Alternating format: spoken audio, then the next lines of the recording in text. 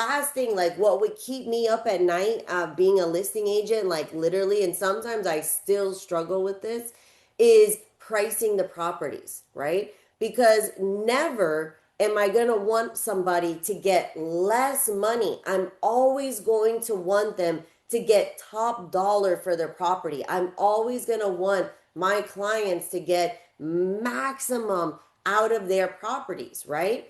But at the same token, we've got to make sure we don't overprice the property so then nobody shows up, right? Everybody's had those listings where you let the seller be the boss, which that's a big no in being a listing agent.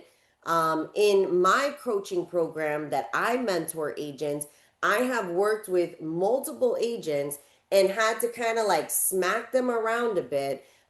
They say, you're not an order taker, right? So you have to have, you know, there's probably a better word for this, but you've got to have balls, right? You've got to have like some gumption to you so that you can tell the seller, I respect your opinion and I could see how you would feel that way, right? Like I also teach that a lot in my group is how to, deliver bad news, right? Like how to articulate that in conversations with people, right? But you've got to be the one that's able to show them what is the right price that you should price this property. That's like one of your most important jobs as a listing agent.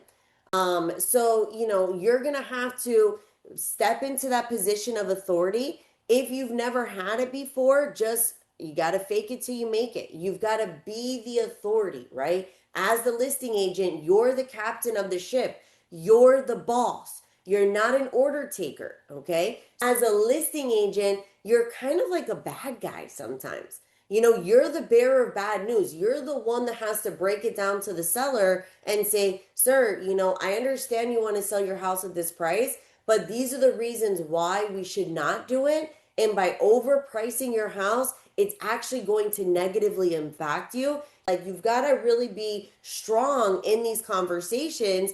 And that's what people need in this market, guys. But you don't want to be a listing agent that takes listings only for your listings to expire off the market.